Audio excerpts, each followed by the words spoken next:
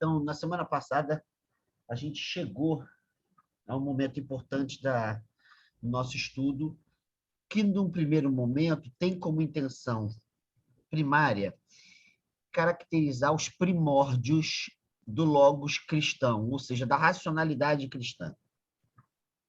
Nós fomos diretamente ao universo bíblico, no Primeiro Testamento bíblico, onde há uma experiência de autorrevelação divina a Moisés a partir de uma expressão tautológica que diz eu sou o eu sou, ou eu sou aquele que sou. E esse verbo ser que está implicado exatamente nessa revelação é um mistério aí para a gente entender o que vai acontecer no pensamento cristão para que, num certo momento, haja a necessidade de aliar, de conectar, de conjugar o logos grego com a revelação bíblica. Por que isso é um mistério, uma incógnita? Até hoje, ninguém sabe muito bem como é que isso se deu. A gente sabe que existiram condições para que isso se desse, mas ninguém sabe, de fato, por quê. Poderia ter sido, a gente vai ver hoje, poderia ter sido de outra maneira, mas se deu assim. Nós vimos que a posição do Ratzinger, né, quando ainda não era o Papa Bento XVI, era só um padre, teólogo, professor universitário, pesquisador, a posição do Ratzinger é interessante. Ele mostra que a revelação de Deus a Moisés, ela implica, primeiro, a afirmação de um nome e não de um conceito. Ou seja, no universo bíblico não há conceito sobre Deus. Conceito é um problema grego. E, de fato, não há. Não é um conceito de reino de Deus, não é um conceito de céu, não é um conceito de corpo, não é um conceito de ressurreição. Essas palavras que para a gente são tão facilmente faladas e mais, que são tão facilmente caracterizadas, no universo bíblico não é assim. No caso dessa revelação de Deus a Moisés, fica mais claro, porque o que o Moisés pede é um nome. É assim que eu li a passagem para vocês, vocês viram, olha, Moisés chega e fala, eu estou precisando do seu nome, eu vou voltar lá para o Egito, você está pedindo para eu tirar o pessoal de lá e você está pedindo para eu falar que você pediu. Mas quem é você? Fala o teu nome. Os povos têm seus deuses, os deuses têm seus nomes. E aí, qual o seu nome? E a gente viu que é nesse momento que Deus fala, eu sou o que sou, eu sou o que será, né? Que tem várias traduções possíveis. E diz, olha, diga ao pessoal que o Deus de Abraão, de Isaac, de Jacó, esse que está mandando você para lá, o Deus dos pais, o eu sou. Ele repete. Então, ele conjuga esse nome, que é uma tautologia, que ele revela a Moisés, com o Deus que se revelou aos patriarcas. E nós vimos que isso tem lá uma construção muito importante, porque o Deus dos patriarcas era chamado ou bem de El, que é a palavra hebraica para você falar Deus, ou Elohim, que é uma palavra hebraica difícil de traduzir, porque ela é uma palavra que está ela afirma uma divindade simultaneamente como singular e plural. Simultaneamente como singular e plural. Então, essa ambiguidade ela é preservada nesse novo nome de Deus, que tradicionalmente o cristianismo vai chamar de Javé ou Yahvé. É um nome que não se pronuncia para a tradição judaica, porque é um tetragrama, mas a tradição cristã colocou as vogais para poder pronunciar o nome. Se você perguntar a qualquer judeu praticante, ele não fala. Mas a gente chama de Javé, que seria esse eu sou. Então, Elohim é esse eu sou, esse Javé. Beleza, até aí tudo bem. A questão que o Ratzinger vai dizer é que isso é um nome, isso não é um conceito. Mais ainda, o modo como esse Deus se revela a Moisés mostra que alguma coisa diferente acontece se comparado com os deuses dos povos circunvizinhos a esse Israel bíblico. Por quê? Porque as divindades de outros povos eram ligadas aos ciclos da natureza. A divindade de Israel ela é ligada ao devir da história de um povo. Então, entre os ciclos da natureza e o devir de um povo, há um abismo. Então, de certa maneira, a divindade de Israel é uma divindade histórica, no sentido técnico, ou seja, ela se revela na história, na marcha histórica. Ela é uma divindade relacional que se revela na história, no devir histórico de um povo. Ela não é uma divindade que está circunscrita a um certo ciclo, a um certo fenômeno natural. Essa é a primeira coisa. A segunda coisa é que essa divindade ela se revela de maneira nômade, porque a marcha de Israel é inicialmente uma marcha nômade, até ser sedentário, até entrar no cativeiro, até ser oprimido. Tem um período grande que você tem uma compreensão da história de Israel em devir locativo mesmo, geográfico. Então, tudo isso marca a especificidade dessa divindade. Qual é a questão, então, qual é a questão que destaca o Ratzinger? É que a divindade de Israel, ela é uma divindade pessoal. Ela não é uma divindade local. Então, ele introduz, para interpretar esse fenômeno, esse conceito que só surge na tradição religiosa ocidental, mais do que oriental, que é o conceito de pessoa. De novo, já falei aqui várias vezes, esse conceito surge na tradição cristã do século III. Você não o encontra em outros lugares. Você encontra a palavra, você não encontra o conceito. Então, ele introduz esse conceito para dizer o seguinte: Deus pessoal, numen personale, como ele chama, Deus pessoal é uma divindade que se relaciona com alguém, com um povo, não sendo um objeto, ao mesmo tempo afirmando uma certa intencionalidade, um certo sentido nessa relação.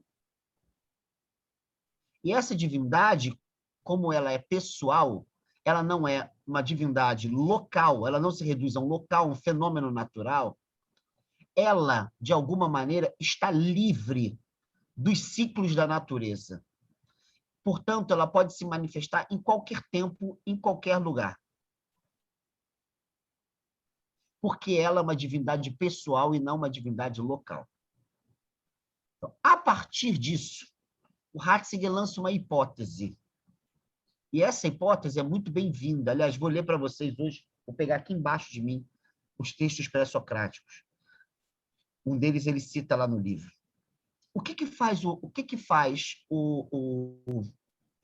Ratzinger? Ele percebe que há alguma coisa comum entre a divindade de Israel, a história do povo de Israel e o início da filosofia na Grécia Antiga.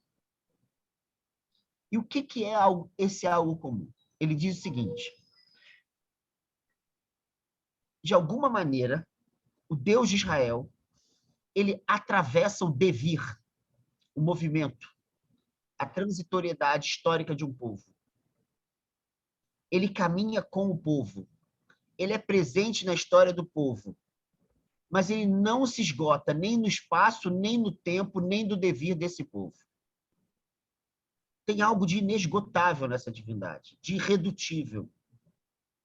Porque ela cria várias alianças, porque ela fala e depois ela fala outra coisa, porque ela se refaz ao longo da história desse povo. Então tem alguma coisa estranha aí, porque se essa divindade ela fosse restrita a um lugar, se ela fosse restrita a um fenômeno, ela não teria por que metamorfosear a sua relação ao longo do caminho desse povo. Então, de alguma maneira, ela está no devir histórico do povo, mas ela não é o devir histórico do povo. Ela anima o devir histórico do povo, mas ela não se reduz ao devir histórico desse povo. Em outras palavras, ela atravessa o devir, ela sustenta o devir, mas ela não se reduz ao devir. Ora, se a gente for pensar que desde o pensamento pré-socrático, quando os filósofos começam a pensar o princípio de todas as coisas, muitos desses filósofos eles vão mostrar, de uma maneira direta ou indireta, sobretudo quando se chega em Platão, que já não é mais filosofia pré-socrática, mas que, para se pensar o princípio da realidade, é preciso pensar o devir. E muitas vezes esses filósofos concebem o princípio da realidade como sustentando o devir, mas não estando em devir, então há algo importante aí. Ou seja, a noção grega de ser, por mais que não seja a noção judaica de ser, permite pensar algo que sustenta o devir, mas não se reduz ao devir. Entenderam? Sustenta o devir, mas não está em devir. Por outro lado, o Ratzinger percebe que o surgimento da filosofia grega ela é concomitante à desconstrução. Não é a desconstrução total, a gente sabe que não é assim, mas a desconstrução do poder mitológico do panteão do Olimpo grego, o panteão olímpico grego. Ou seja, a filosofia pré-socrática, por mais que vez ou outra fale a palavra Zeus, por exemplo, as divindades pré-socráticas nada tem a ver com as divindades do Olimpo. Sabe? É muito raro uma palavra Zeus aparecer ali querendo significar, querendo legitimar filosoficamente um discurso. Eu particularmente não conheço. Se alguém conhecer, me avise. Eu não conheço. Sabe, os pré-socráticos vão falar de divindade. Tales vai falar: a natureza está repleta de deuses. É a frase dele. Sabe, você lê lá e vai ver que o que Tales está querendo dizer não tem nada a ver com os deuses olímpicos. Então, eu vou pegar para vocês uma passagem, está aqui perto de mim, de Anaxímenes, criticando radicalmente as divindades homéricas. Espera só um pouquinho, deixa eu só pegar aqui atrás.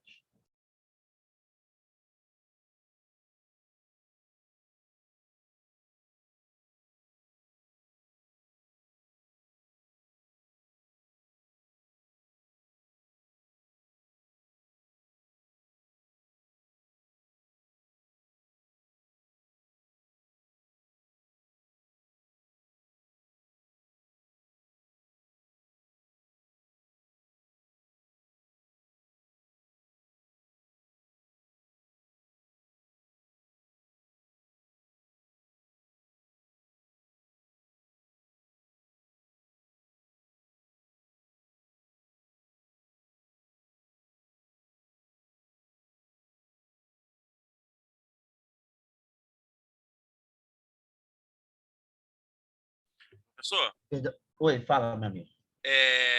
você está falando aí, inclusive, né, de deuses homéricos, né, sobre... eu achei, eu estava lendo a Ilíada por conta de que eu estou estudando, lendo Roberto Machado, estudando o Zaratustra, do Nietzsche, né? E eu achei uma fala de Apolo, um discurso de Apolo, que perfeitamente caberia na boca de Jesus, entendeu? E pelo menos eu entendi assim. Aí, se você Uhum. quiser, eu posso ler daqui a pouco, ou então no final da aula, que é muito Tá, interessante que eu vi. beleza. Deixa eu só... Na verdade, é Xenófanes, perdão. Eu falei Anaxímenes é o problema do ar, desculpa. Eu vou ler as passagens que interessam aqui para a gente, que dizem assim. Ó, Homero e Hesíodo atribuíram aos deuses tudo o que para os seres humanos é opróbio e vergonha. Roubo, adultério, fraudes recíprocas. Como contavam dos deuses muitíssimas ações contrárias às leis. Roubo, adultério e fraudes recíprocas. Mas os mortais imaginam que os deuses são gerados, têm vestimentas, voz e formas semelhantes a eles. Tivessem os bois, os cavalos, os leões, mãos, pudessem com elas pintar e produzir obras como os seres humanos, os cavalos pintariam figuras de deuses semelhantes a cavalos e os bois semelhantes a bois, cada espécie reproduzindo a sua própria forma. Os etíopes dizem que os seus deuses são negros e de nariz chato. Os trácios dizem que têm olhos azuis e cabelos vermelhos. Os deuses não revelaram desde o início todas as coisas aos mortais, mas estes, procurando, encontraram com o tempo o que consideravam melhor. Vamos lá. Essa é a primeira parte das citações, do que sobrou. Só sobraram fragmentos. O primeiro momento das citações é uma pegada muito próxima aos demais autores pré-socráticos. É uma crítica antropomórfica aos deuses e deusas de Homero e Hesíodo. Eles têm imagens de seres humanos e eles são pintados e concebidos como agigantamento daquilo que é próprio da condição humana. Segunda crítica. Os deuses do Olimpo assumem caracteres morais. E, nesse caso, eles assumem caracteres do que há de pior no ser humano. Roubo, adultério, fraude recíproca, né? A expressão que ele usa.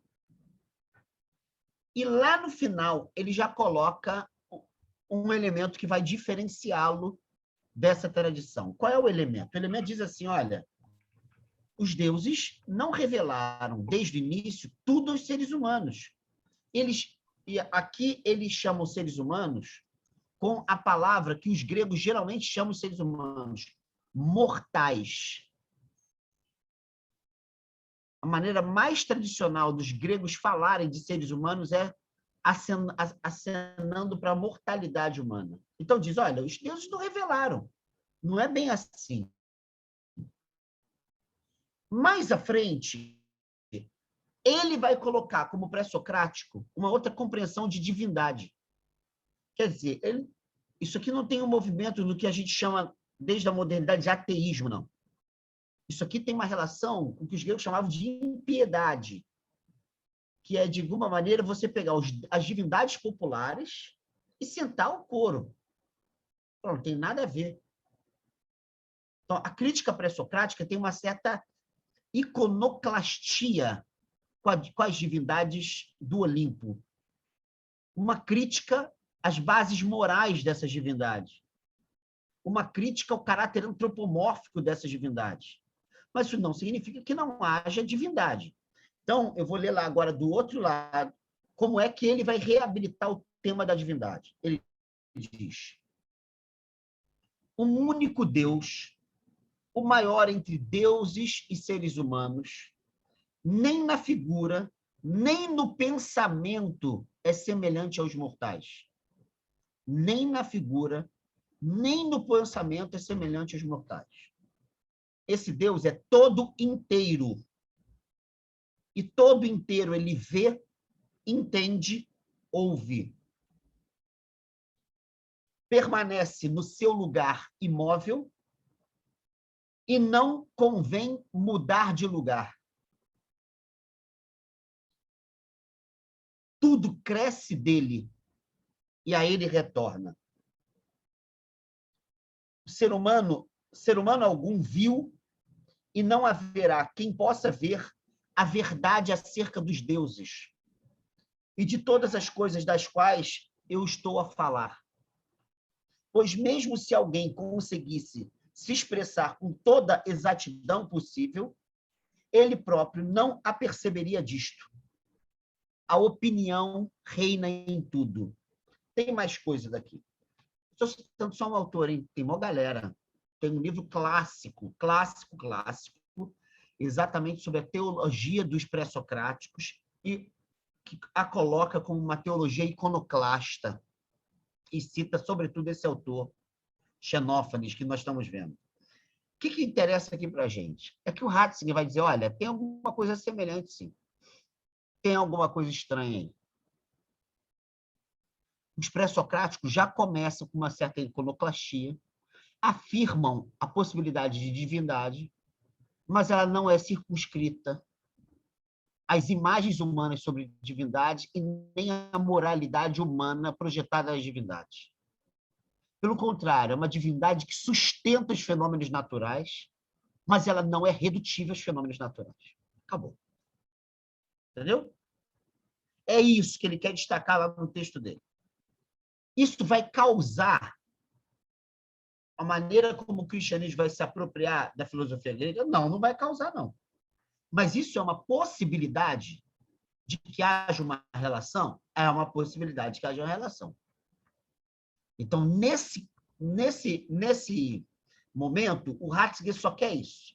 Mostrar que houve possibilidades históricas e também epistemológicas e ontológicas, ou seja, é uma divindade pessoal que se relaciona com o povo e a história desse povo, mas não se reduz ao dever histórico e sustenta esse dever histórico. Do outro lado, você tem agora divindades que sustentam fenômenos naturais, mas não se reduzem a fenômenos naturais e são irredutíveis às divindades míticas da tradição grega. É isso que ele quer destacar. No segundo momento do nosso curso, como nós vimos aqui, a ideia é a gente estudar o modo como Paulo, o apóstolo Paulo, o grande apóstolo Paulo, como que nele aparece também uma certa ambiguidade na relação com a filosofia. Tem uma ambiguidade em Paulo. O Paulo não sai dizendo que é tudo uma merda, mas ele também não fala, a gente tem que estudar isso. Ele, por vezes, arrebenta a filosofia e, por vezes, se apropria da filosofia. Então, o que eu vou querer destacar agora, nesse momento, é que, na gênese do cristianismo histórico, portanto, o cristianismo primitivo, aparece essa figura proeminente que é Paulo, que, de alguma maneira, é o grande pilar do que seria, né, que será, naquele momento, a igreja cristã, nas suas várias versões, naquele momento, em lugares históricos, em lugares culturais distintos. Esse camarada vai assinalar uma ambiguidade que vai perdurar até o século II. No século II, já tem autores que vão se considerar filósofos. No século III, essa ambiguidade retorna. No século IV, ela também persevera. Mas, de alguma maneira, depois de Santo Agostinho, na tradição cristã ocidental, essa ambiguidade ela vai, de algum modo, se desfazer. Ou, pelo menos, ela vai perder o seu peso. Então, Paulo ele vai ser alguém assim que vai mostrar, talvez, duas grandes linhas da relação entre filosofia e pensamento cristão. Ele vai abrir essa duplicidade. E vai mostrar que, de alguma maneira, ele, que era o apóstolo dos gentios e tal, tem conhecimento do lugar desse saber em meio a Roma e a Grécia. E ele vai ver a relevância que é se deparar com isso diante dos desafios da mensagem cristã. Então, eu vou mostrar para vocês aqui, eu separei lá no Drive, tem esses textos todos, mas são algumas passagens de Paulo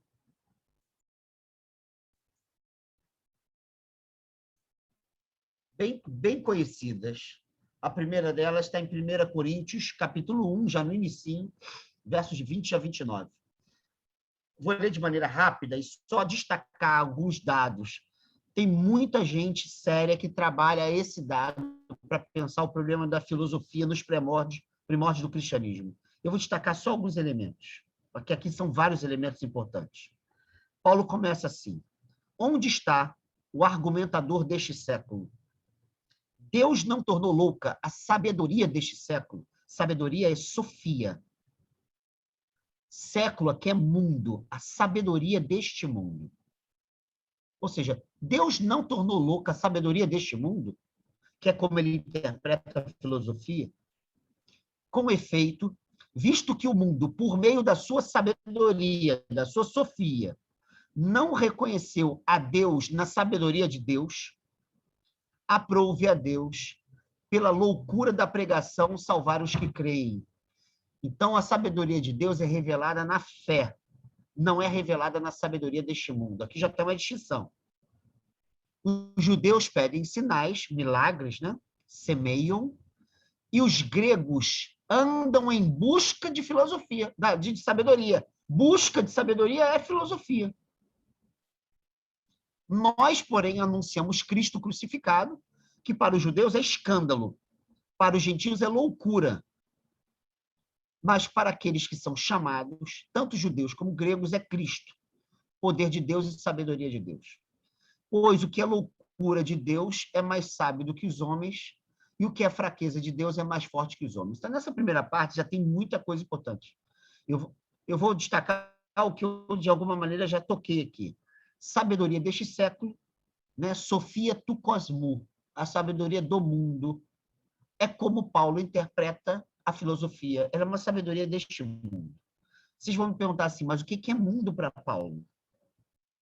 Porque Paulo não é um autor que usa palavras assim, né? Ao Léo. Ele não está chamando de mundo o planeta Terra. Então, é claro que no léxico paulino, essa expressão ela tem uma força desgraçada. Se vocês forem pegar um dicionário de teologia qualquer, assim, de teologia bíblica, se vocês forem pegar alguns comentadores de Paulo, ou algum livro de teologia do Novo Testamento, por exemplo, um livro bem conhecido, que tem quase 1000 páginas, do Rudolf Bultmann, tem sempre uma parte sobre o conceito de mundo em Paulo. É muito comum estudar o que Paulo entende por mundo, porque não é uma palavra que tem um conceito único, um significado único ao longo das suas epístolas.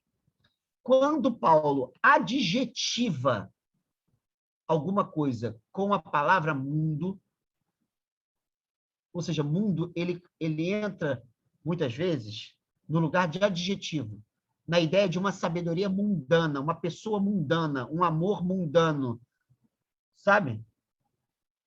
Quando Paulo faz isso, mundano, ele caracteriza uma autossuficiência humana que o fecha a Deus.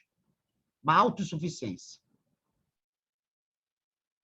Então, nesse sentido, uma sabedoria mundana é uma sabedoria que vai ter a ver com aquilo que ele e depois Santo Agostinho vão chamar de concupiscência.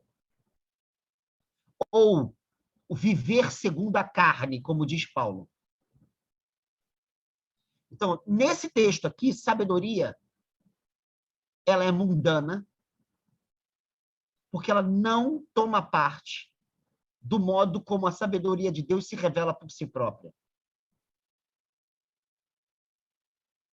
E por isso, para essa sabedoria mundana, Cristo anunciado, crucificado, ele é loucura, que é uma palavra muito importante na tragédia grega, mania, a loucura. Vamos lá. O que faz Paulo é dizer: sabedoria de Deus se revela na fé, sabedoria de Deus não se revela na sabedoria mundana. Então, o logos, a racionalidade para a qual se revela a sabedoria de Deus é a fé. A fé. O texto continua. Vede, pois, quem sois, irmãos, vós que recebestes o chamado de Deus. Não há entre vós muitos sábios segundo a carne. Ó, sábios segundo a carne. Nem muitos poderosos, nem muitos de família prestigiosa. Mas o que é loucura no mundo, ó, a expressão que ele usou para falar da filosofia. Deus escolheu para confundir os sábios. Só para lembrar, Na Grécia Antiga, os filósofos eram chamados de sofoi, sábios. Ou era sofistés ou sofoi, sábios. Deus o escolheu para confundir os sábios. E o que é fraqueza no mundo, Deus o escolheu para confundir o que é forte. E o que no mundo é vil e desprezado, o que não é, Deus escolheu para reduzir a nada o que é, a fim de que nenhuma criatura se possa vangloriar diante de Deus. Então, essa primeira passagem já mostra um contraste entre o logos do mundo, a filosofia. Então, você tem uma caracterização da figura do filósofo, da figura do sábio, como alguém mundano, e alguém cuja sabedoria nasce da carne, nasce da autossuficiência do ser humano e não da autorrevelação divina. Depois, o lugar para o qual a sabedoria divina se revela não é a carne, é a fé. Não é o logos humano, é a fé. Vamos lá, essa é a primeira passagem. Não é a mais importante, diga-se de passagem. Depois, em Colossenses, capítulo 2, versos 8 a 10, diz assim: tomai cuidado para que ninguém vos escravize por vãs e enganosas especulações da filosofia. Especulações da filosofia. Segundo a tradição dos homens, é a ideia do viver segundo o homem, que é a expressão que Paulo usa. Isso é sabedoria dos homens, isso não é de Deus, não. Segundo os elementos do mundo, aí, a ideia de mundanidade de novo, e não segundo Cristo. Pois nele habita corporalmente toda a plenitude da divindade, e nele fostes levado à plenitude. Ele é, pois, o cabeça de todo o principado e de toda autoridade. Então, de novo, ele está dizendo, olha, cuidado para ninguém se escravizar com as especulações da filosofia. Isso é sabedoria mundana. Então, filosofia como alienação diante da sabedoria de Deus, que se revela pela fé. Vamos lá. Depois, 1 aos Tessalonicenses, capítulo 5, verso 23. Essa expressão, ela tem uma tríade que é técnica, que é uma tríade estoica. As coisas vão começar a mudar um pouquinho aqui. Ele diz assim: o Deus da paz vos conceda a santidade perfeita, e que o vosso ser inteiro, espírito, a alma e o corpo, sejam guardados de modo irrepreensível para o dia da vinda de nosso Senhor Jesus Cristo. Vamos falar, o que há de filosofia aí? Os vossos ser inteiro, espírito, alma e corpo, isso é uma expressão estoica. Isso é uma caracterização estoica do ser humano. A inteireza humana, ela é vista como a integralidade, a inter-relação, perdão, de espírito, alma e corpo. Então, é um detalhe, parece um detalhe, mas não é não. Porque a gente vai ver agora que o Paulo vai citar passagens estoicas. Ou seja, Paulo conhecia literatura estoica. Paulo interpreta o ser humano para a fé cristã com 3 conceitos estoicos. Um dos textos, eu acho que está com vocês no Drive, é do Jean Pepin, Cristianismo e Helenismo. Lá ele faz uma observação a esse texto, para dizer assim, olha, tem algo muito estranho nesse texto. Paulo usa a antropologia estoica como critério para falar da antropologia judaica. Por quê? Por que ele não escolheu espírito, corpo, alma e carne? E por que ele falou a expressão ser inteiro? Entende? Então, significa o seguinte, que Paulo vai fazer uso de categorias filosóficas, assim como do estilo das chamadas diatribes, estilo literário nas suas epístolas. Ele usa, que era comum às escolas estoicas também. Então, de alguma maneira, se Paulo era cidadão romano, né, da atual Turquia, ele conhece literatura filosófica estoica de alguma maneira. Isso vai aparecer agora, para mim, é a passagem mais importante para falar da filosofia na relação com o pensamento cristão, no cristianismo primitivo, que é a famosa passagem de Atos dos Apóstolos, capítulo 17, no Areópago de Atenas. Isso que é importante. Onde ele vai conversar com filósofos epicuristas e estoicos e vai usar como artifício retórico 2 textos estoicos, de 2 poetas estoicos. Então, eu vou ler essa passagem, né, e vou tirar aqui desse share screen, para mostrar para vocês o que está em jogo aqui e qual é o problema que vai se abrir na história da filosofia medieval a partir dessa passagem. Diz assim: de pé, então, no Areópago, Paulo falou: cidadãos atenienses, vejo que sob muitos aspectos, né, todos os aspectos, perdão, sois os mais religiosos dos homens, pois, percorrendo a vossa cidade e observando os vossos monumentos sagrados, encontrei até um altar com a inscrição: ao Deus desconhecido. Ora bem, o que adorais sem conhecer, isto venho anunciar-vos. O Deus que fez o mundo e tudo que nele existe, o Senhor do céu e da terra, não habita em templos feitos por mãos humanas. Também não é servido por mãos humanas, como se precisasse de alguma coisa. Ele que a todos dá a vida, respiração e tudo mais. De um só fez toda a raça humana, para habitar sobre toda a face da terra, fixando o tempo anteriormente determinado e os limites do seu habitat. Tudo isso para que procurassem a divindade, e mesmo se as apalpadelas se esforçassem por encontrá-la, embora não esteja longe de cada um de vós, de nós. Essa expressão que vem agora é de um poeta estoico. Pois nele vivemos, nos movemos e existimos. Como alguns dos vossos, aliás, já disseram. Aí ele cita mais uma expressão que é de um poeta estoico também. Porque somos também de sua raça. Nele somos, nos movemos e existimos, porque somos também de sua raça. Ora, se nós somos de raça divina, não podemos pensar que a divindade seja semelhante ao ouro, à prata ou à pedra, a uma escultura da arte e engenho humanos. Por isso, não levando em conta os tempos de ignorância, Deus agora notifica aos homens que todos, em toda parte, se arrependam, porque ele fixou um dia no qual julgará o mundo com justiça por meio do homem a quem designou, dando-lhe crédito diante de todos ao ressuscitá-lo dentre os mortos.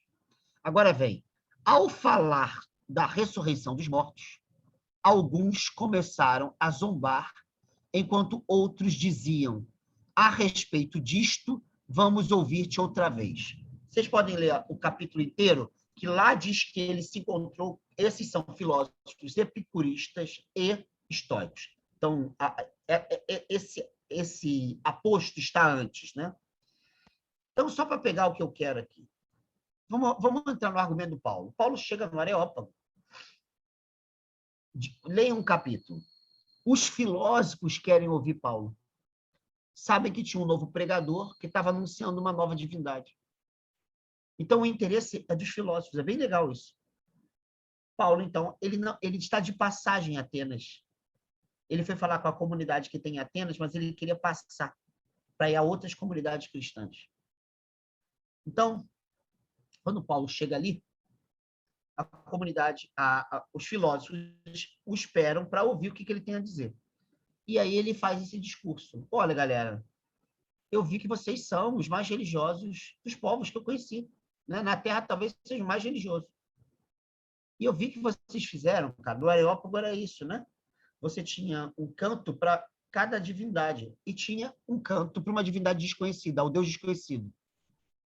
Quem estuda essa passagem bíblica e quem estuda Atenas da época de Paulo, diz geralmente, que os gregos sabiam que divindade desconhecida era essa. Ao Deus desconhecido não era uma divindade desconhecida.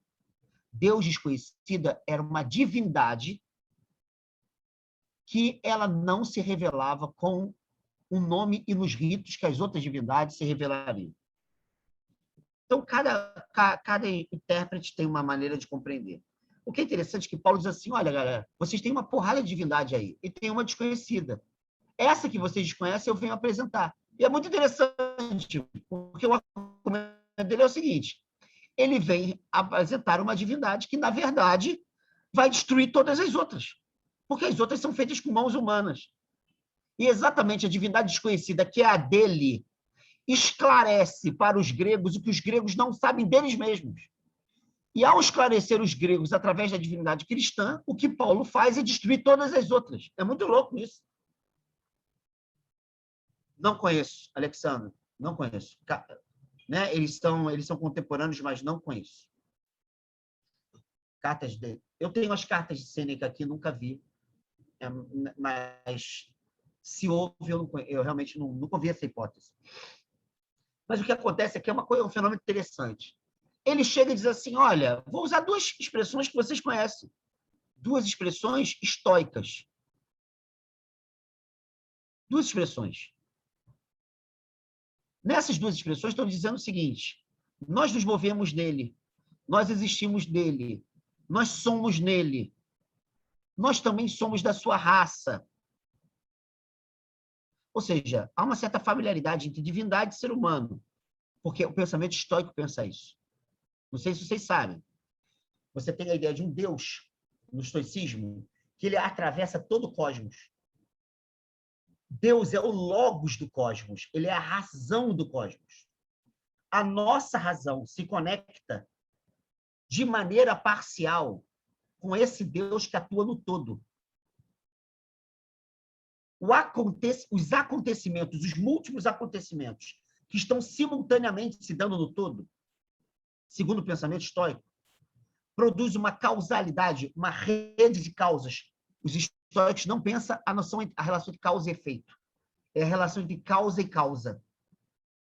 Então, uma multiplicidade de causas atuando. Eu não consigo, através do meu logos, da minha razão, eu não consigo compreender o logos do todo. O meu logos é parcial. Mas eu me conecto e me movo, eu me conecto com Deus e me movo em Deus. Por isso que essas expressões de Paulo têm sentido. Elas são estoicas mesmo. Então, a gente se move em Deus. Qual é o nosso problema no estoicismo? É saber distinguir aquilo que acontece conosco que não depende de nós e aquilo que acontece conosco que depende de nós. Sobretudo através dos juízos racionais. Não emitir juízos que caracterizem como bom ou mal aquilo que não depende de nós. Então, você tem uma certa suspensão ética de muitos juízos. E afirmar que o que acontece, acontece segundo uma necessidade divina. E viver afirmando essa necessidade divina, ao mesmo tempo que atuando de acordo com aquilo que depende da gente. Então, tem toda uma arte de viver. Essa expressão os estoicos usam, tanto em grego como em latim. Arte de viver. Terriné tu biu, ars vivendi. Duas expressões que os estoicos usam. Então, é claro, o Paulo tem um conhecimento que os estoicos eles se movem em Deus. Um pouco diferente dos epicuristas que estão presentes no discurso de Paulo. Na tradição epicurista, uma das grandes questões para a gente produzir a felicidade é a gente superar dois medos, segundo Epicuro na carta a Meneceu. O medo da morte e o medo dos deuses. Então, não é um problema de Epicuro bem viver em Deus. O problema do Epicuro é cultivar prazeres, sobretudo um tipo de prazer que não seja um prazer transitivo, ou seja, um prazer em relação a alguma coisa, mas um prazer intransitivo, ou seja, uma alegria de viver, um prazer por ser, que é algo mais radical. Geralmente, os textos epicuristas, quando tematizam a divindade, tematizam por causa do temor que as pessoas alimentam e pela despotencialização que isso provoca na felicidade. Então, todo o quadro de Paulo é muito mais dialogando com os estoicos do que com os epicuristas, apesar dos epicuristas estarem presentes. E o que faz Paulo? É bem interessante. Paulo faz uma estratégia que a gente vai ver, por exemplo, em Justino de Roma, que é um filósofo cristão do século II. Ele chega e diz assim: Sofia, cara, sua tradição é muito rica, você é muito religiosa. Parabéns. Você tem altar para uma série de divindades. E você diz que se move na divindade, que você faz parte da raça divina. Você está certa. Então eu começo falando, cara, que lindo isso. Mas tem um buraco aí na sua crença que eu vou introduzir algo que você desconhece. E a partir dessa introdução, eu vou revelar para você algo que você já esperava, porque você criou um altarzinho para isso que eu vou te dizer, ao Deus desconhecido. Então, eu vou introduzir agora algo que não está em você, mas você está dizendo que está preparada. Eu vou mostrar para você essa síntese teológica que diz assim, olha, esse Deus desconhecido é o Senhor que criou o céu e a terra e criou a humanidade a partir de um ser humano só. Depois mandou o seu filho e, para dar credibilidade ao que ele fez e disse, ressuscitou esse cara dos mortos. E esse cara vai vir julgar os vivos e os mortos. E por isso, cara, é que os deuses não habitam em templos que foram feitos por mãos humanas, em imagens que foram feitas por mãos humanas, ou seja, há uma iconoclastia, né? O que eu quero fazer com você, Sofia? Eu quero dizer o seguinte, olha, há verdade em você, mas você não conhece bem a verdade em você. Para que você descubra a verdade que você está buscando conhecer, eu tenho que revelar essa verdade para você. E ao revelar essa verdade para você, porque você estava esperando, tinha um altar ali. Ao revelar essa verdade para você, eu destruo todas as outras verdades suas.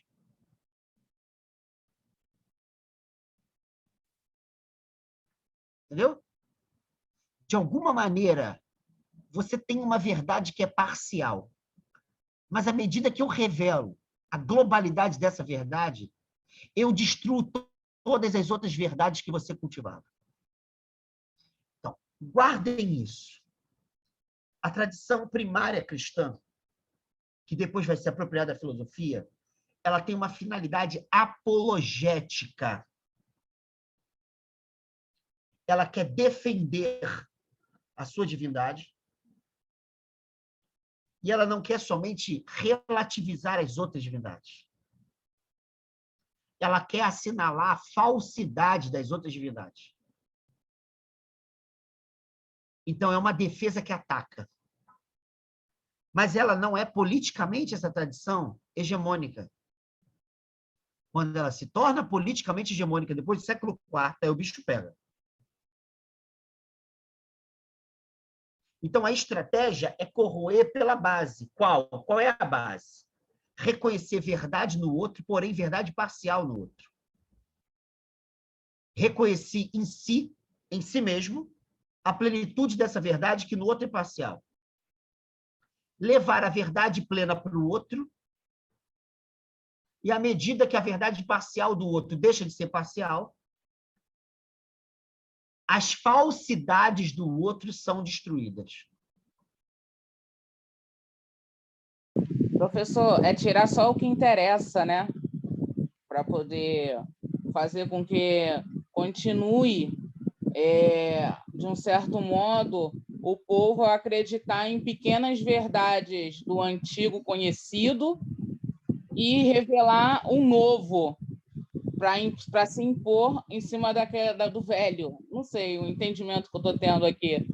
Ele, no caso, pegava pequenas verdades escolhidas para o povo continuar na linha, né, nas suas crenças e seguir aos poucos uma nova identidade ideológica sendo colocada, não sei. É por aí, é por aí. Por que eu estou lançando mão desses argumentos? Primeiro, porque estão ali. Isso é importante. Por isso que está ali, está no texto. É porque isso vai ficar muito claro no século II e diante. O cristianismo não chega batendo de frente assim, é tudo uma merda. A verdade está comigo. Claro que não, eles são politicamente subalternos. Eles chegam dizendo, olha, tem verdade na Bíblia, tem muita verdade na Bíblia, mas essa verdade é parcial. Tem muita verdade em vocês, históricos. Mas vocês, históricos, epicuristas, gregos em geral, criaram um altar ao Deus desconhecido. Então, é porque vocês estão notando que falta alguma coisa. O que falta a vocês, eu venho trazer. É isso que Paulo diz. E ao trazer o novo, ele desconstrói o velho. Mas, ao mesmo tempo, ele não chega batendo de frente. Ele diz, não, tem verdade em vocês, vocês são os mais religiosos dos povos. Isso aqui é sério. E essas palavras poéticas, históricas, elas são realmente verdadeiras. Poxa, eu vou aproveitar a verdade de vocês, é uma verdade parcial. A partir delas, eu entro em vocês.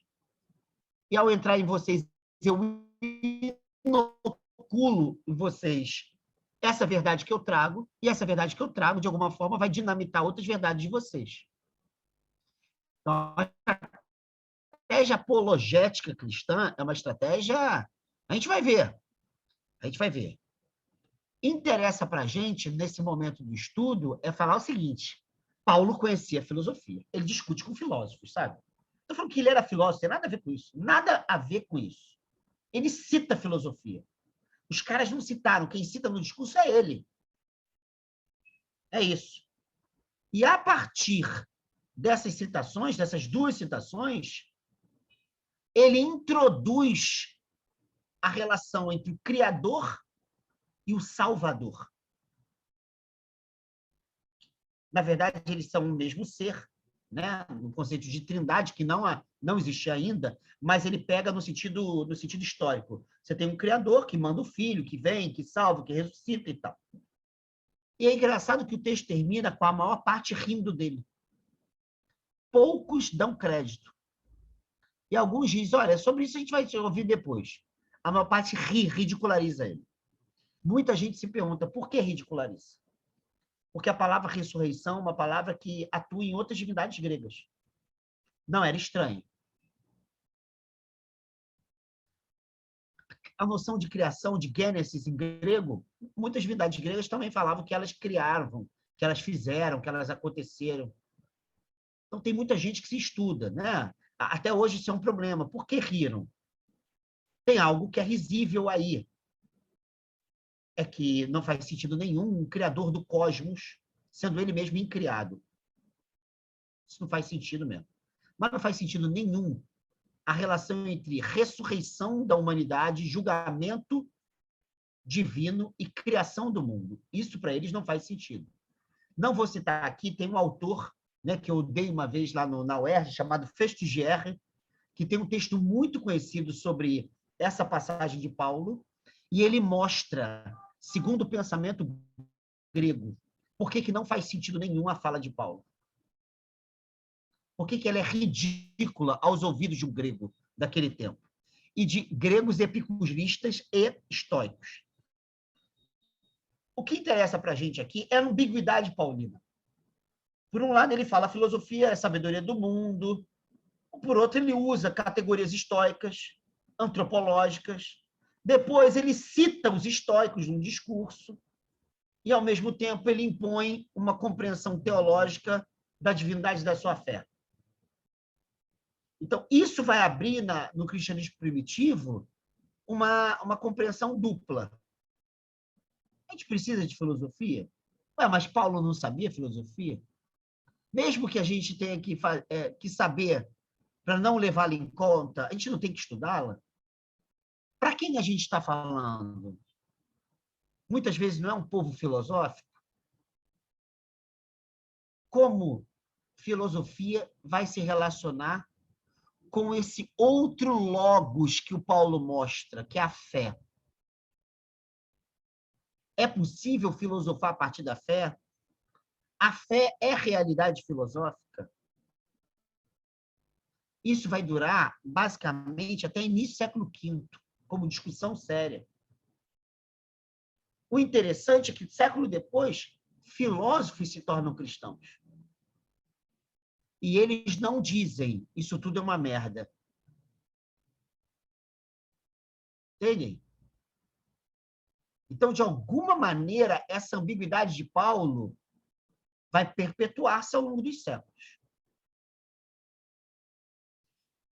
E, de alguma maneira, a fé cristã vai fazer filosofia.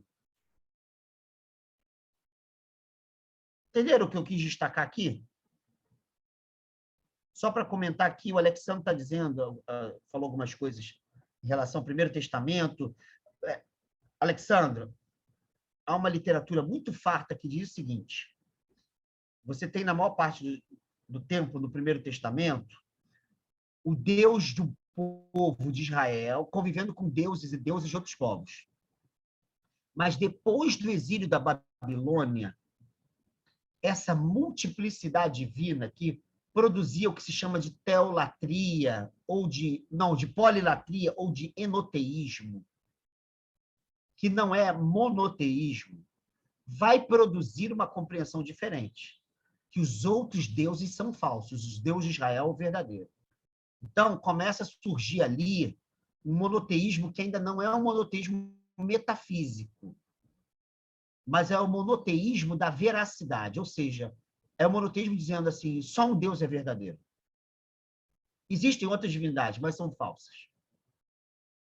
Entende? Então, depois do exílio da Babilônia, por exemplo, o terceiro Isaías, isso aparece claramente no terceiro Isaías. Então, isso já começa lá, né? Acentuar a falsidade. Portanto, a noção de ídolo, a noção de idolatria. É um problema que os profetas falam bastante. Vamos lá, alguma dúvida, galera? A gente vai chegar daqui a pouco aos filósofos propriamente ditos.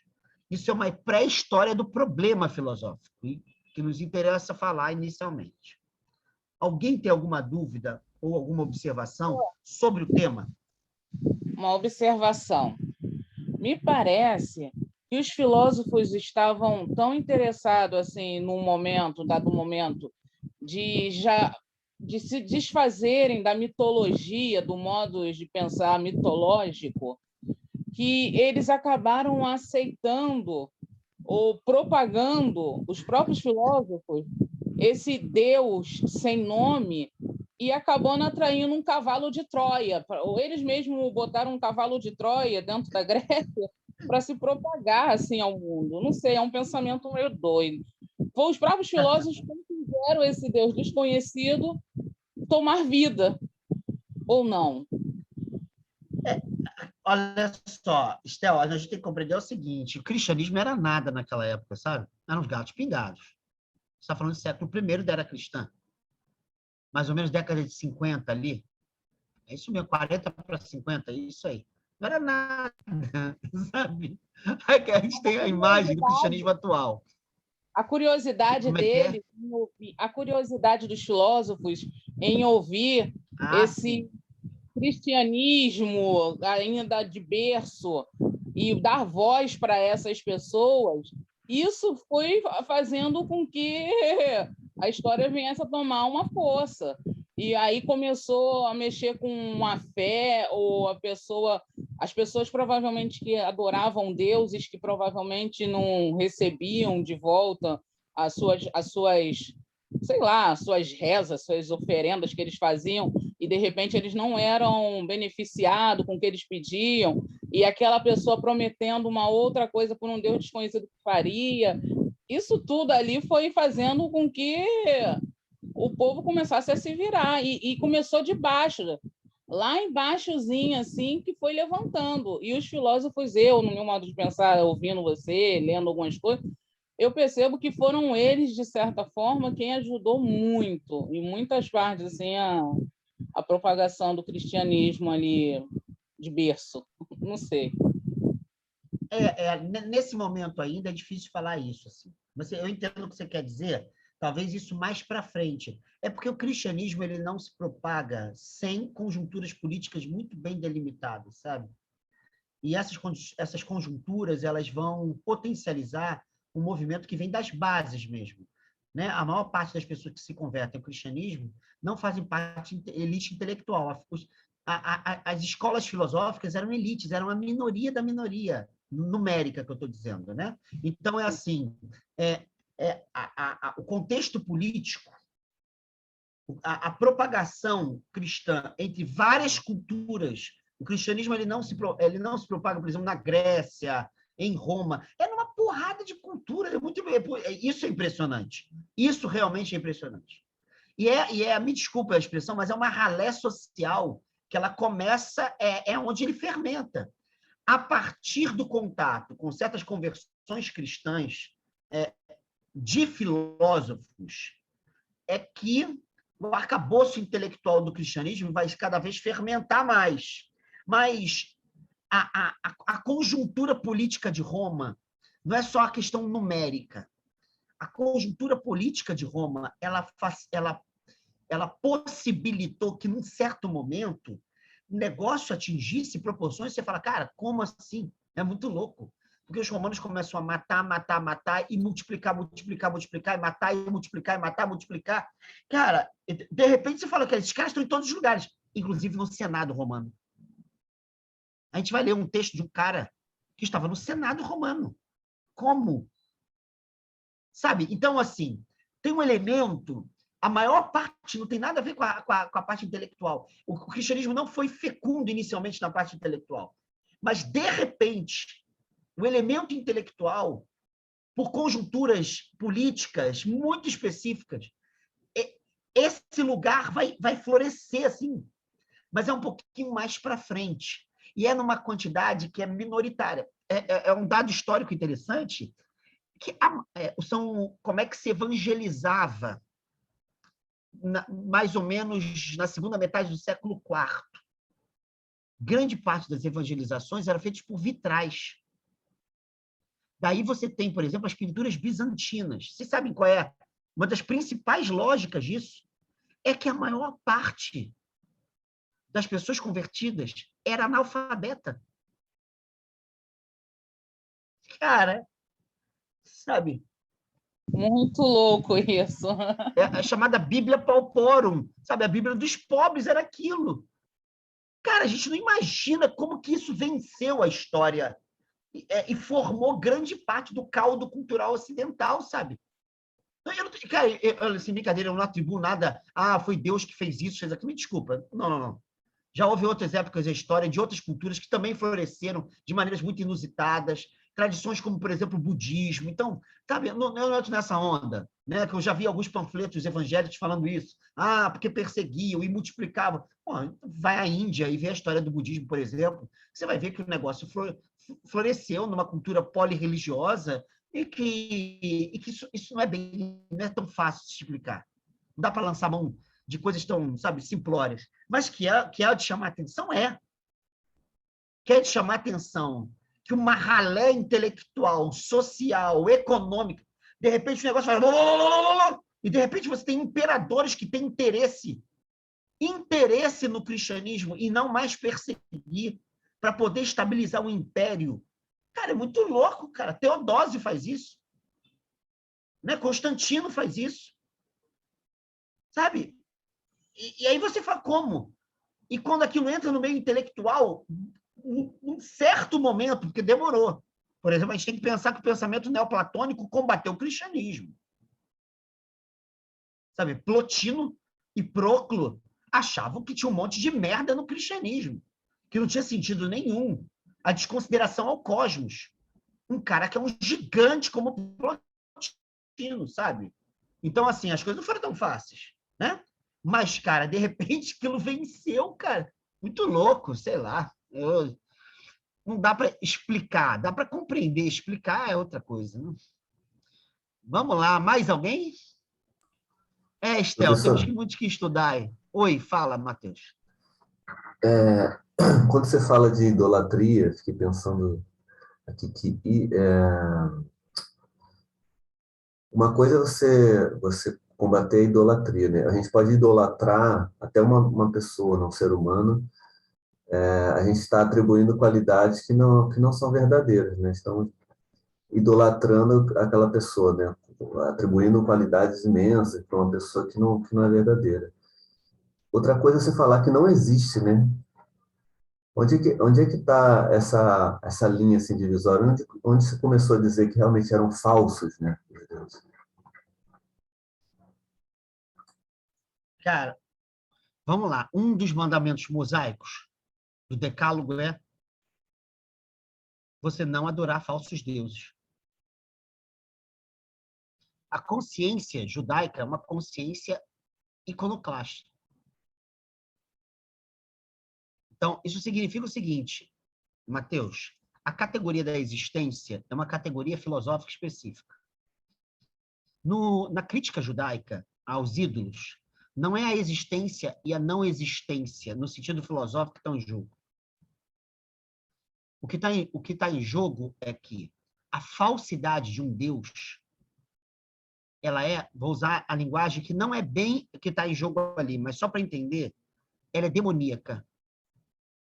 Divindades falsas são divindades maléficas. É isso que importa para Israel, entende? Então, uma divindade que não existe enquanto divindade benéfica, ela pode existir enquanto divindade maléfica. Entende? Então, não é bem mostrar assim, não existe. Se não existe, não existe. No sentido técnico, filosófico, é um não ser. Não existir não é simplesmente não ser na consciência judaica. Então, a iconoclastia judaica ela é um problema seríssimo. Se você lê o texto de Jeremias, por exemplo, idolatria, ela pode se dar até com os deuses, com uma divindade verdadeira como a de Israel. Vou citar um caso. Quando Miqueias, Deus chega para Miqueias, que é um cowboy de Israel, sabe, é um judeu, um profeta cowboy. Ele chega para ele e fala assim, meu camarada, vai lá para o outro lado desse monte aí, vai anunciar o que eu tenho para dizer. Aí chega lá um cowboy, é isso. Cara, qual é o alvo preferencial do Deus lá de Miqueias, assim como Oséias, assim como Jeremias? A classe sacerdotal e monárquica judaica. Judaica. Eles são os idólatras. Ou seja, o ídolo não é uma questão de ortodoxia somente. Por exemplo, podem ler lá, não estou inventando não, lê a Miqueias. Onde há injustiça, há idolatria. Onde há injustiça, há idolatria. Porque a injustiça é um falso Deus. Mas existe a injustiça. Logo, existe o falso Deus, entende? Então, essa noção de existência não é a noção filosófica de ser, não é bem isso, não. Ela não existe enquanto Deus de verdade. O Deus de verdade é o Deus que não sustenta a injustiça. Por exemplo, o primeiro Isaías diz isso. Se o povo esquece do pobre, do órfão, da viúva e não é hospitaleiro com os estrangeiros, esse povo é idólatra. Então, não cultuar falsos deuses é um problema sério na tradição de Israel. É um problema ético, é um problema político, assim como é um problema religioso também. Então, idolatria não é qualquer coisa para essa galera. Se vocês quiserem ler alguém que está aí do século XX, importantíssimo para pensar isso, é Emmanuel Levinas, é um filósofo judeu, lituano, que ficou preso na França, né? Foi preso, ele e Hannah Arendt, né? com a ocupação nazista. É um filósofo que pensa o problema da alteridade, mas ele tem vários textos sobre o problema do ídolo no judaísmo. A relação entre idolatria e injustiça. Por como é que um Deus ele é falso e uma divindade é verdadeira. Então, Professor, pode repetir o nome desse autor, por favor? eu posso escrever aqui para vocês. Aqui. Professor, Emmanuel Levinas, assim, ó, como está escrito. Oi. eu posso só fazer Oi, uma João. observação? Sim. Eu sei que você está falando da relação do cristianismo com a filosofia, mas você também falou em questão de discutir sobre deuses, porque os filósofos também tinham deuses, né?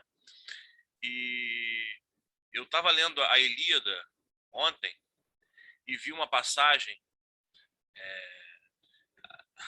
uma fala do deus Apolo, que perfeitamente caberia no Novo Testamento, numa fala de Jesus Cristo. Porque, assim, eu sei também que, por exemplo, muitas características dos deuses, como ressuscitar, que você falou, foi assimilada pelo cristianismo, como, por exemplo, um deus engravidar uma mortal e nascer alguém divino. O Dioniso nasceu de uma mulher mortal, um deus, assim como Jesus, né? E aí eu queria só ler rapidinho esse texto que achei muito interessante. É um trecho aqui do Apolo que ele fala assim: foi quando sobreveio a 12ª aurora que entre os imortais falou o Febo Apolo, entre os deuses, né? Sois cruéis, ó deuses, e malévolos. Será que nunca vos queimou Heitor coxas de bois e de cabras imaculadas? Ou seja, em honra aos deuses, a sacrificar animais. Agora que ele está morto, não ousais salvá-lo, para que possa ser visto pela esposa, pela mãe e por seu filho, pelo pai primo e pelo povo, que rapidamente o cremarão no fogo e lhe prestarão honras fúnebres. Mas é ao feroz Aquiles, ó deuses, que quereis favorecer. Está falando aqui de misericórdia, compaixão, né? Ele é a quem faltam pensamentos sensatos e um espírito moldável no peito. Ou seja, sensibilidade, né? Compaixão. Como um leão só quer saber de selvagerias, um leão que, encorajado pela sua estatura e força e altivo coração, se atira aos rebanhos dos homens para arrebatar a refeição. Do mesmo modo, Aquiles perdeu toda a compaixão e não tem a vergonha que tanto prejudica como ajuda os homens. Pode ser que outro tenha perdido alguém que amava, um irmão nascido da mesma mãe ou então um filho, mas depois de o ter chorado e lamentado, sabe parar. Pois um coração que aguenta deram os fados aos homens. Mas este homem, depois de ter privado da vida o divino Heitor, ata-o ao carro e arrasta-o em torno do túmulo do companheiro amado. Só que nada obterá de mais belo nem de mais proveitoso, ou seja, a vingança não faz sentido nenhum, não traz nada de bom. Que contra ele não nos encolerizemos, ou seja, perdoar o Aquiles ainda, né? Que contra ele não nos encolerizemos, nobre embora seja, ou seja, apesar de ser nobre, ficar com raiva do Aquiles, não devemos fazer isso, né? Perdoar ele. Pois ele avilta na sua fúria terra que nada sente, ou seja, não tem coração, não tem sentimento. Então ele fala de compaixão com o Heitor, que foi morto pelo Aquiles, e ainda de perdoar o vilão Aquiles, né? O assassino. João, quem traduziu isso? Eu vou ver aqui agora. Porque eu baixei 3 traduções. Então, peraí.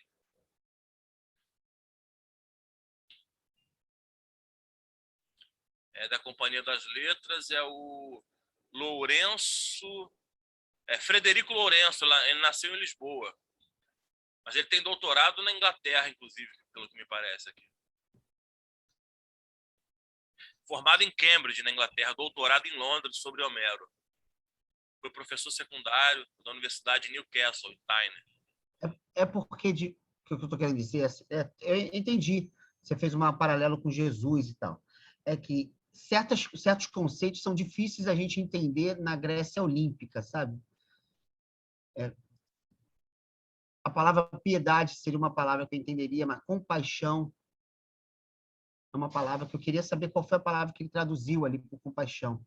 Mas eu acho que, assim, só para pegar, né, Apolo está intervindo porque Aquiles matou Heitor, não é isso? É a cena Sim, que sim. ele depois arrasta o corpo.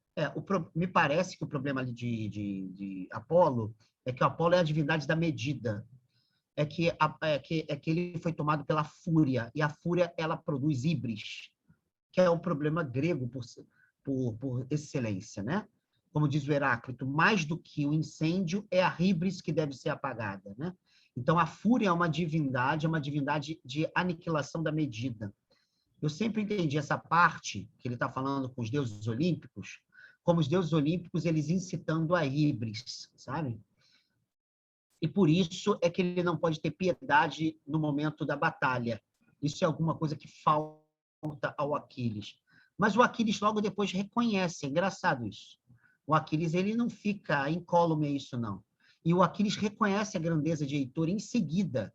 De certa maneira, ele tem uma gratidão por ele ter lutado contra o maior que ele encontrou, né? Então, tem um desdobramento, isso aí, bem legal, assim. Agora, eu falei compaixão, é porque eu não sei quem é. Como é que alguém traduziu compaixão? Eu imagino que assim, o compaixão seja mais um conceito cristão mesmo, a palavra cristã, né?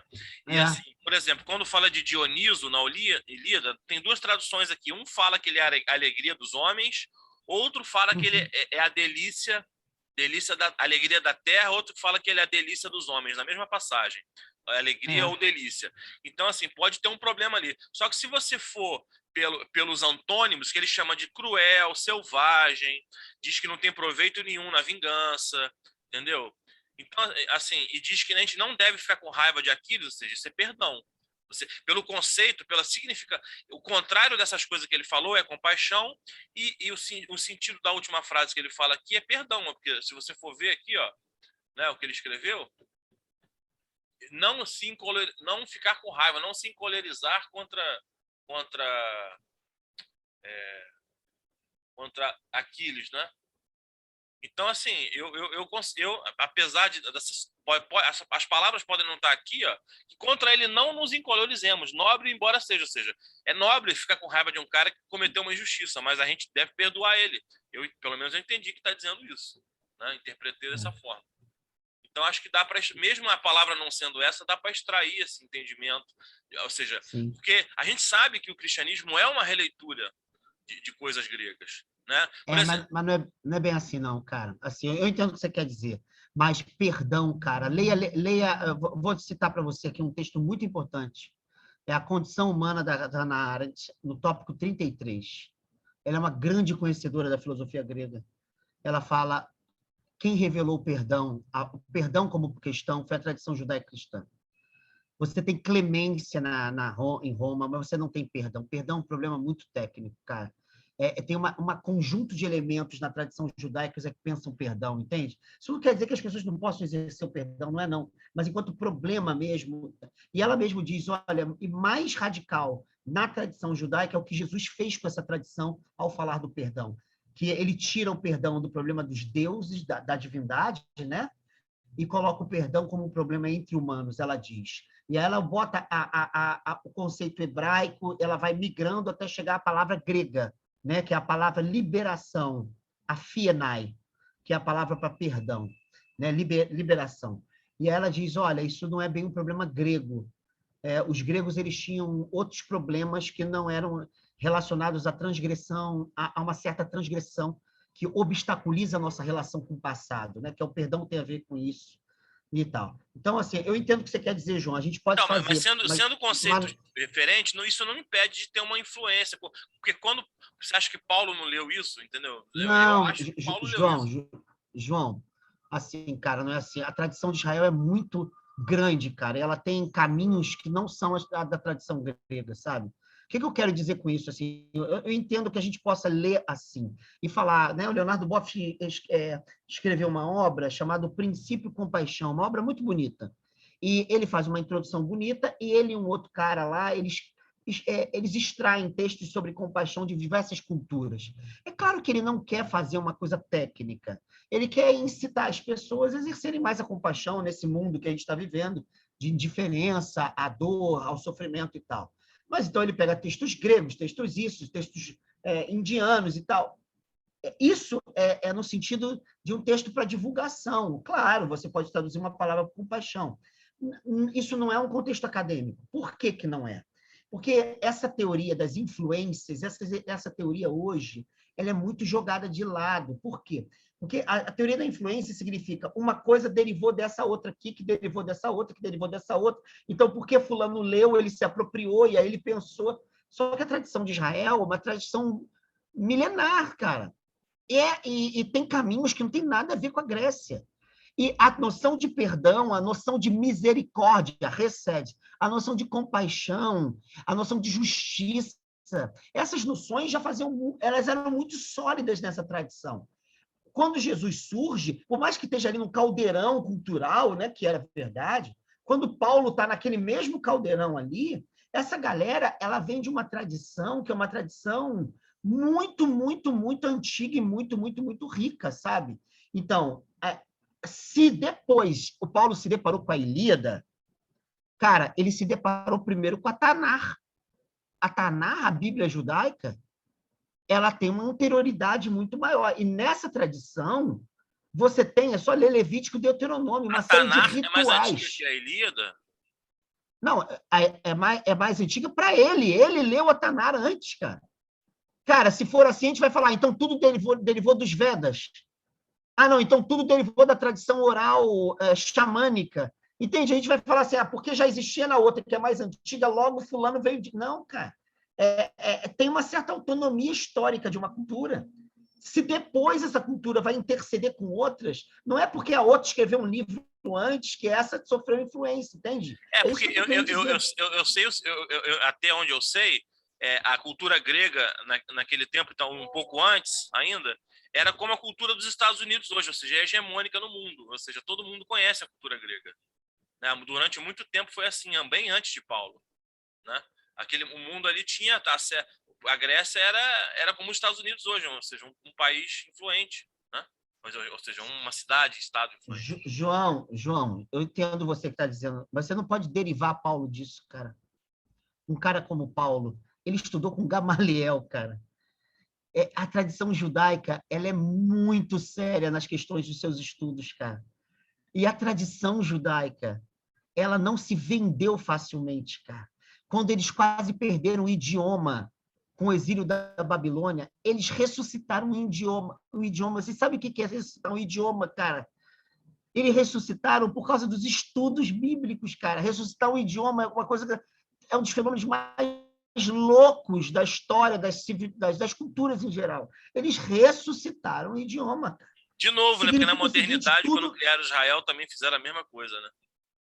Não, mas ele mas já ainda existiu o hebraico, sabe? Então, assim, a influência de Paulo primária não é Ilíada. Não é Apolo, jamais seria Apolo para Paulo, entende? Agora, isso não significa que a gente, lendo a cultura grega, a própria cultura grega não tem instrumentos através da Ilíada, através da teogonia, através dos trabalhos e os dias, através das tragédias, através dos filósofos, não tem instrumentos para pensar algo como clemência, para pensar algo como as múltiplas faces da justiça, por exemplo, Aristóteles pensa. Quer dizer, dentro daquela cultura, ela tem um manancial para si, mas não significa que o Paulo, que faz parte de uma tradição rabínica, sabe? O problema da compaixão, do perdão, tem a relação com Febo Apolo. Olha logo quem? Febo Apolo, uma divindade solar. Entende? Isso já é a gente chegar e falar, isso influenciou? Acho muito difícil. Então, pelo menos, eu posso dizer que não é tão original assim. Ou seja, não influenciou, mas não é tão original assim.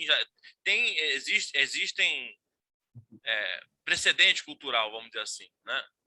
Mesmo que não tenha influenciado. João, eu entendo que você queira falar. Você pode falar isso. Antigamente, eu pensava... Estou tentando. Exatamente. Não, você está certo. É que é o seguinte, cara, essa exigência de originalidade é nossa, ocidental moderna. A gente mas isso veio antes. Eu estou falando, é um vício meu também. A gente está discutindo filosofia com alguém e fala assim, mas Nietzsche pensou isso antes. Mas peraí, mas não é assim. Cara, perdão, enquanto conceito, dificilmente você vai entender na Grécia e em Roma, até nos gladiadores, quando essa ideia assim, fazer isso, tinha a ver com a clemência, que não é bem perdão. Entende? O que eu estou querendo dizer é o seguinte, é que mesmo que tenha havido antes algo com elementos semelhantes, isso não tira a riqueza que surge de um tema como o perdão. Ontem à noite, depois de eu ter dado aula, uma menina que vai fazer mestrado na PUC entrou em contato comigo, ela queria que eu ajudasse lá a pensar o projeto de mestrado dela, que é sobre perdão. Ela quer pensar perdão em Nietzsche e tal. Tem lá textos do Nietzsche sobre perdão. Eu estava discutindo com ela. E ela estava estudando quem? Derrida, que é um autor judeu. E ela estava meio assim, falando, porra, mas eu acho que Nietzsche já disse isso antes. Eu falei assim, fulana, nem vou falar o nome, eu falo, fulana, Derrida é um judeu. Antes de Nietzsche, antes de Derrida, tem uma tradição milenar que diz isso o tempo todo. De várias maneiras, tem até rito para isso, tem até sacrifício animal para perdão. Cara, tem uma série.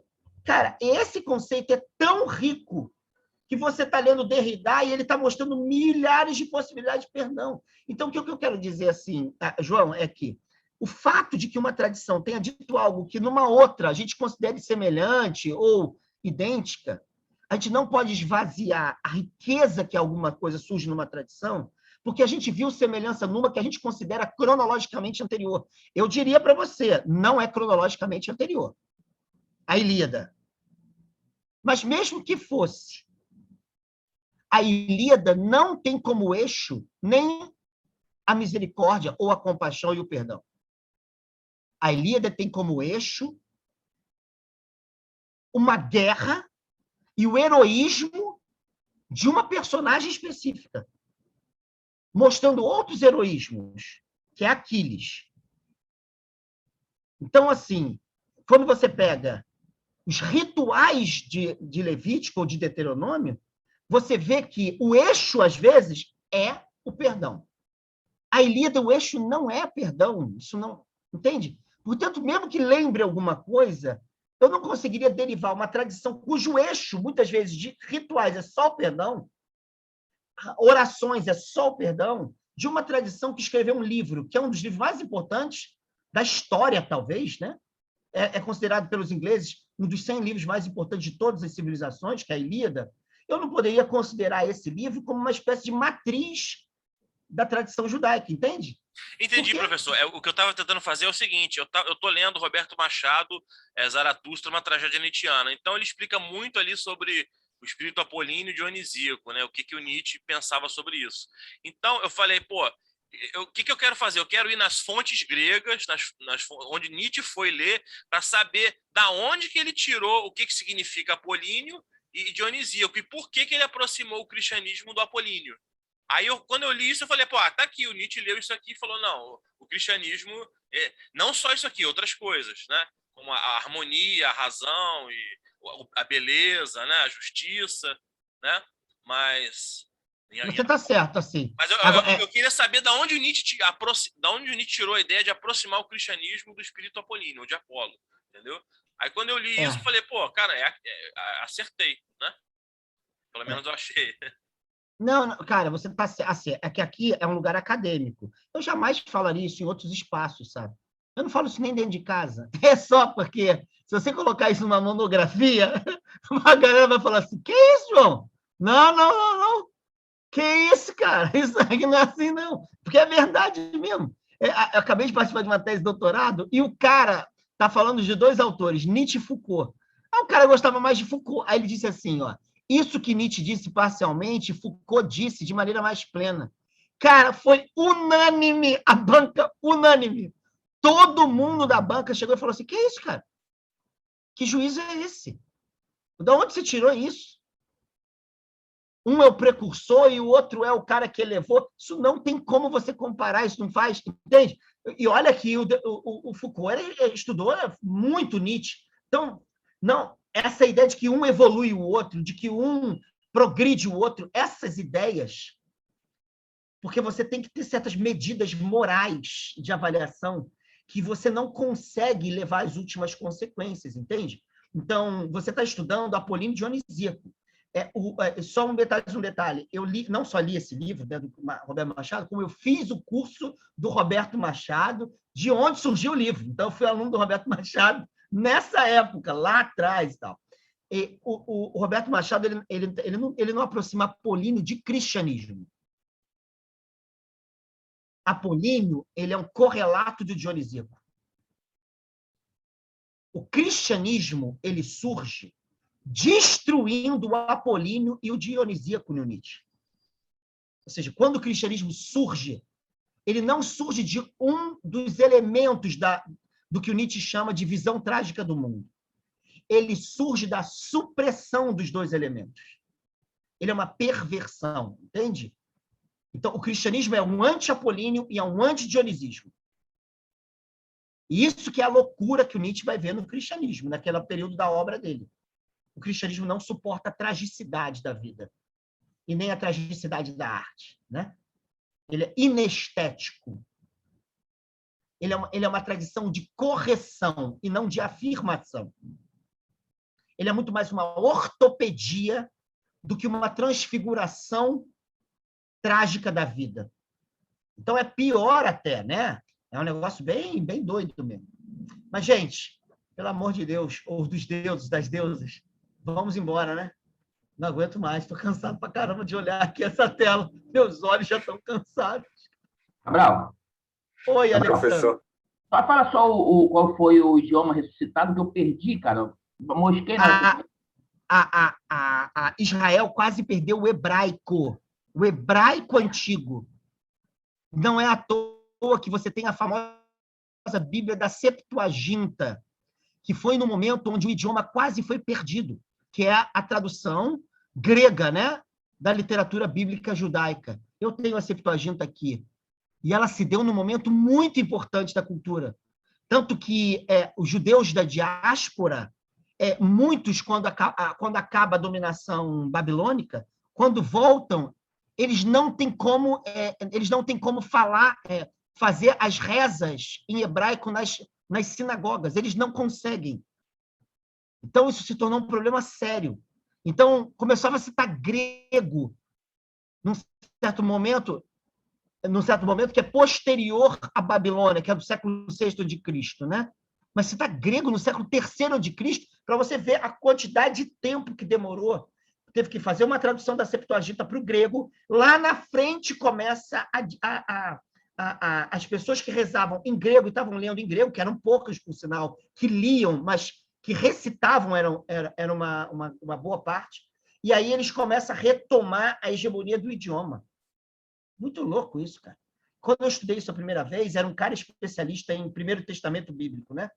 E ele contou assim, ele foi mostrando uma linha temporal de como que a curva do hebraico começou a se dar depois a cair depois do exílio da Babilônia. É impressionante, cara. Impressionante. Mas vai lá. Professor, Oi, Marcos. o hebraico era uma língua falada nessa época ou era só para estudo? Não, era o hebraico, era que nem o grego koiné, né? O grego koiné é o grego bíblico, que era um grego de uma parcela que falava grego, que transitava nas... Ai, cara, como é que se diz isso? No que se chama de período helenista, né? É um grego específico. O hebraico, ele era uma língua que foi uma língua falada. Depois ele se transforma numa espécie de corruptela popular, que é o aramaico, que é a linguagem de Jesus, por exemplo. Mas os textos ainda eram hebraicos. Entende? E a discussão ainda era com base no hebraico bíblico. Entendi. Professor, Oi, fala, Jade. Se você me permite uma pergunta rápida, até para retomar um pouquinho o assunto que você falou na aula passada sobre essa questão do Deus da fé ser um Deus pessoal e o Deus dos filósofos ser um Deus impessoal, né? Para pensar um pouco essa relação com o estoicismo, me corrija se estiver errado, pelo pouco que eu já estudei, o estoicismo cria num Deus totalmente impessoal, né? Que é um princípio racional imanentizado no cosmos e que está presente na natureza. Deus e a natureza acabam se confundindo e tal. Mas você sabe me dizer se essa relação de Deus impessoal se tornou em algum momento pessoal não só entre os filósofos, mas entre as pessoas, né, que possivelmente estavam presentes ali naquele evento de Paulo em Atenas, na Areópago? Cara, você pegou uma questão já muito importante mesmo, assim, é que as divindades míticas, elas vão se diferenciar das divindades filosóficas. As divindades filosóficas, elas, vamos usar uma expressão muito cara à filosofia grega, ela vai se identificar com arqué, sabe? Com aitia. São esses conceitos, né? Causa, princípio, fundamento, telos, finalidade, sabe? Elas vão se identificar com essas ideias. Me desculpe, mas são conceitos de ordem metafísica no sentido, né? No sentido aristotélico da palavra. Está lidando com princípios, né? Com princípios de estruturação. Como é que você faz uma oração para um princípio? Entende? Como é que você faz uma oferenda para um princípio?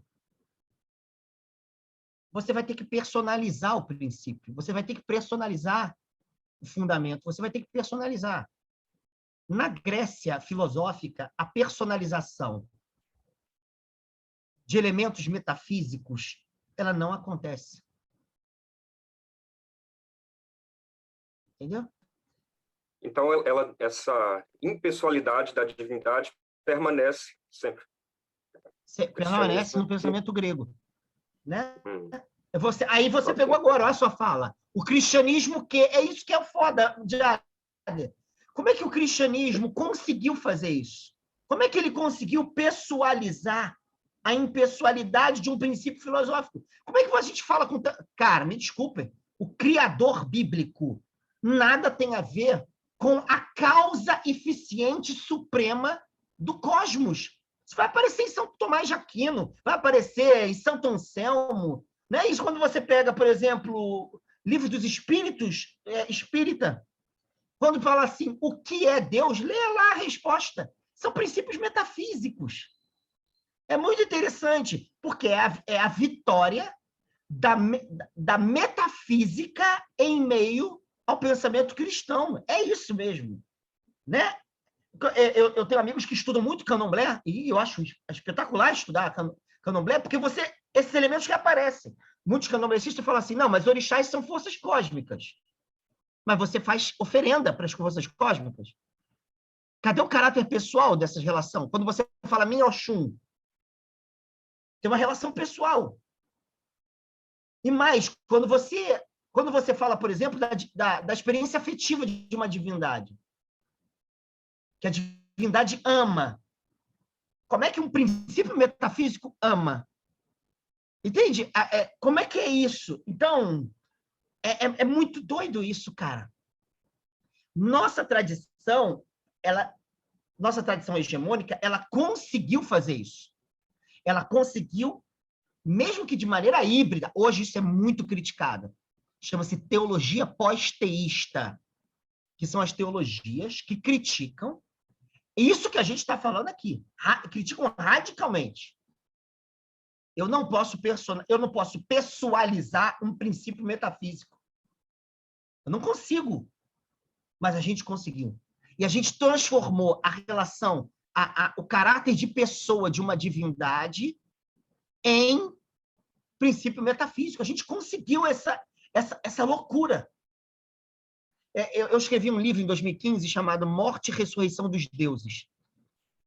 Eu esqueci o subtítulo agora, mas no subtítulo tem ensaio de crítica... já sei. Ensaio de crítica ao monotonoteísmo metafísico cristão. Monotonoteísmo é um conceito do Nietzsche. Metafísico cristão, eu estou trabalhando lá. E eu tento mostrar vários argumentos cristãos de construção dessa metafísica.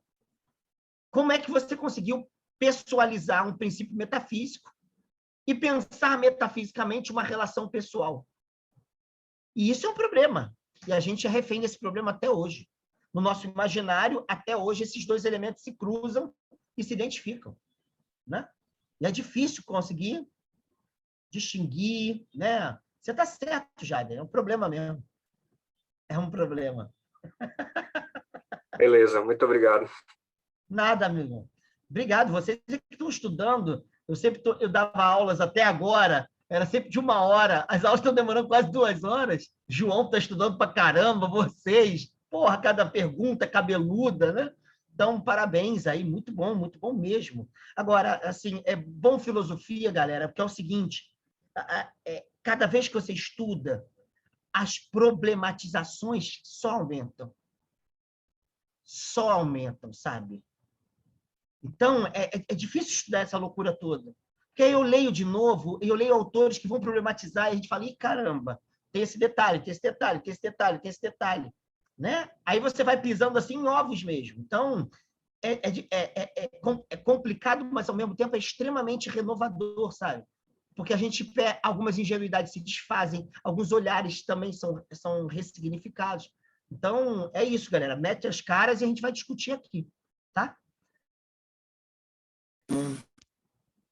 Um beijo grande. Semana que vem a gente vai ver nessa aula o pensamento gnóstico.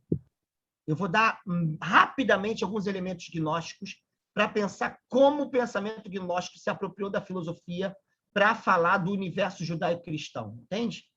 Esse é um pensamento que tem um monte de gente estudando já desde o século XIX, mas ele ainda tem que ser muito explorado.